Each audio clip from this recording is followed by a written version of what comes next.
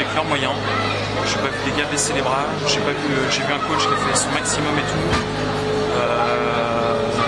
Ce qui m'ennuie, moi, c'est le recrutement de cette intersaison. On a recruté une équipe qui était trop homogène. Il nous manquait des individualités. Il nous manquait des défenseurs de height. Et voilà, donc les gars, je les ai jamais sentis. J'ai senti dans le dur, mais c'est normal, on enchaînait tellement de défaites. On fait quand même une saison juste dégueulasse, catastrophique. Donc bien sûr que les joueurs restaient dans le dur dans le vestiaire, mais ils se donnaient à fond. Ils n'avaient pas les moyens d'aller plus haut. Ce que tu nous expliques, en fait, c'est que c'est une erreur de casting dès le départ. Pour moi, on a subi toute la saison parce qu'il y a une erreur de casting, comme tu dis, ou une erreur de recrutement, quoi. Il nous manquait des éléments qui nous permettaient d'avoir une équipe, une vraie équipe, quoi. Quand je vois Gap, le budget qu'ils ont, etc., je suis désolé, Luciano, il a fait son recrutement, il a réussi avec une masse salariale légèrement inférieure à la nôtre à faire une putain de saison, et puis là, il va faire des putains de playoffs, quoi. Justement, Luciano, ça me fait penser à l'arrivée de Brad Gratton en cours de saison. Clairement, ça agit de manière homéopathique, le mal était trop profond pour... Franchement, donc déjà, Nico Martin, donc l'assistant coach, il a fait son taf, il a bien intégré Brad. Brad, il est arrivé, c'était une position délicate, parce qu'il avait un vestiaire, donne-moi une série, c'est Walking Dead, c'était Walking Dead dans le vestiaire, c'était des zombies, quoi. Et Brad, il a fait ce qu'il a pu, il a essayé de les réveiller, etc. J'ai beaucoup apprécié l'arrivée de Brad. Après, voilà, Brad, quelques entraînements, nous a dit, mais cette équipe, elle était mal construite, quoi. Il y a trop homogène, quoi. Trop de mecs qui travaillent et puis pas de mecs capables de créer la différence, soit pour passer la bleue, soit pour marquer, tout simplement, pour aller au bout. Quelle leçon va être tirée dès ce soir? Je suis sûr que vous y réfléchissez déjà depuis... Ouais, ça fait quelques semaines. Déjà, la première réflexion, c'est est-ce que Brad reste ou est-ce qu'on va chercher un autre coach? J'apprécie beaucoup Brad. Voilà, si je peux avoir un grand coach, je prendrai un grand coach. Est-ce que c'est Brad le grand coach? Je vais y réfléchir encore quelques jours là. Derrière ça, le coach, il va falloir qu'il se mette vraiment à fond. Moi, je veux un bosseur, je veux un mec qui passe son été comme un débile pour nous faire notre recrutement. Il est hors de question qu'on soit à la cool cet été. On ne sera pas à la cool cet été. Je ne me cogne pas 2 saisons de suite comme celle qu'on vient de se cogner là. C'est juste impossible. Donc le coach, on va le signer rapidement. Il va monter son équipe avec Anthony, le GM. Donc, avec Anthony, on va être vigilant sur le recrutement. On va l'accompagner. De toute façon, on sera là à chaque réunion pour choisir les joueurs ou non. Et c'est le coach qui va monter son équipe. Et moi, je suis certain qu'avec le budget qu'on a à Épinal, on peut faire une saison largement dessus. Parce qu'on a le public, parce qu'on a la nouvelle tribune qui arrive, parce qu'on a... Dans tous les cas, pour moi, ce sera une bonne saison l'année prochaine. Justement, c'est une saison où vous n'avez pas trop le droit de vous rater aussi, finalement. On ne se ratera pas. C'est impossible. Puis la grande différence entre cette intersaison et l'intersaison dernière, c'est que cette année, je ne vais pas parler de 80% de joueurs reconduits.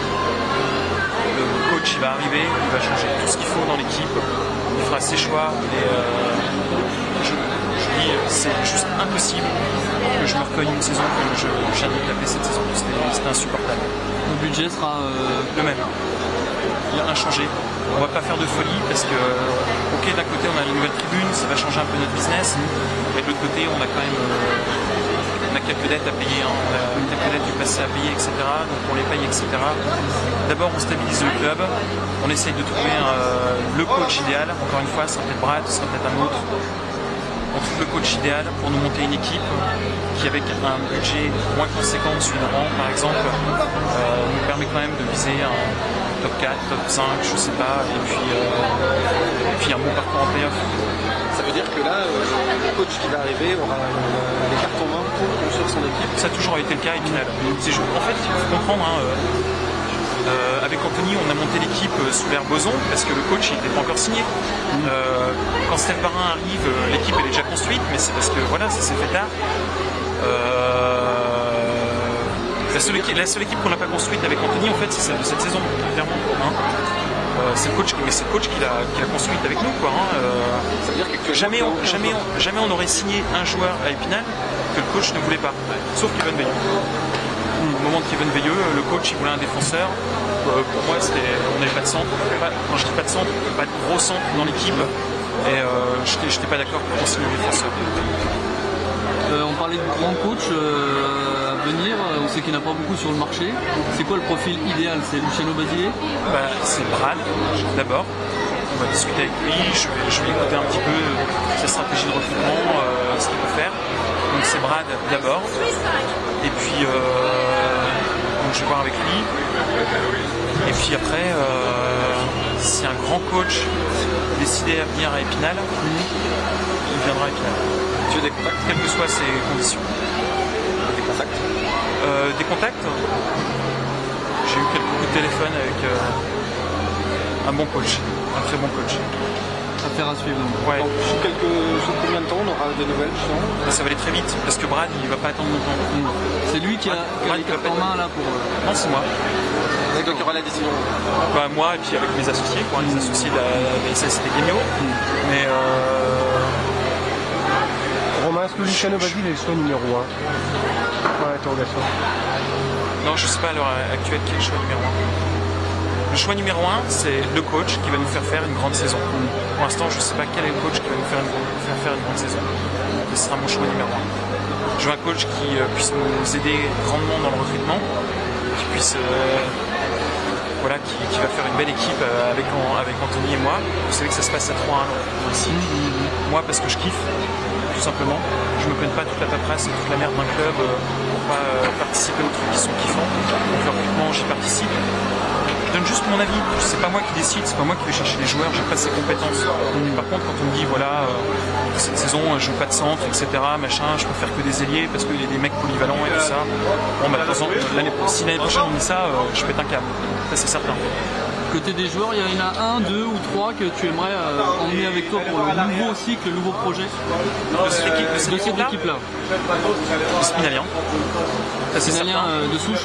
Les Spinaliens, les 3 Spinaliens, ça c'est certain, l'année prochaine ils font partie de l'équipe. Notre gardien. Et après on verra. Dans le cadre de la nouvelle tribune, Romain, est-ce qu'il est prévu une nouvelle boutique ou des commerces pour amener un peu de vie avant les matchs? Ouais. Donc dans la nouvelle tribune, il y a une nouvelle boutique à l'entrée. Il y aura une sorte de resto aussi. Qu'est-ce que tu auras? Mais de toute façon, cette tribune elle est totalement dédiée à la Magnus. Donc tu auras toutes les infrastructures dont tu as besoin un club de Magnus. Il y aura un vestiaire magnifique, un vestiaire pour les coachs. Les coachs auront même leur propre douche, leur propre toilette, etc. Ta question, redis-moi, c'était quoi? Par rapport au merchandising aussi. Le merchandising, sincèrement, on a pris du retard cet été. J'ai pris du retard. J'ai été hyper exigeant. Je voulais faire un truc de dingue. Entre temps, je suis allé aux États-Unis.